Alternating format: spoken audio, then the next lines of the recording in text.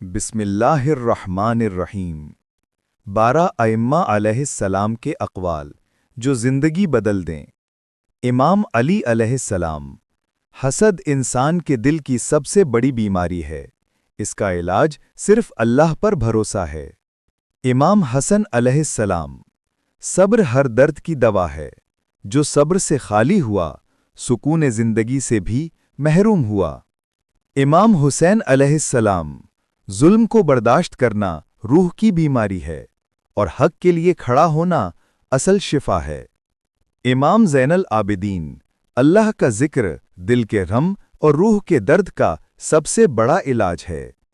इमाम मोहम्मद बाक़िर। इल्म दिल की रोशनी है और रूह की शिफा है। जहालत दिल की सबसे बड़ी बीमारी है। इमाम जाफ़र सादिक़। दुनिया की मोहब्बत और लालच रूह को बीमार कर देते हैं। क़नाअत ही असल दौलत है। इमाम मूसा काज़िम। गुस्सा एक ज़हर है जो इंसान को अंधा कर देता है।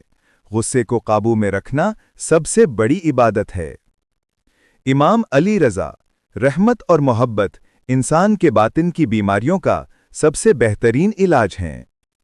इमाम मोहम्मद तक़ी। तकब्बुर और फ़ख्र दिल को कमज़ोर करते हैं और इनकिसारी इंसान को मजबूत बनाती है। इमाम अली नक़ी।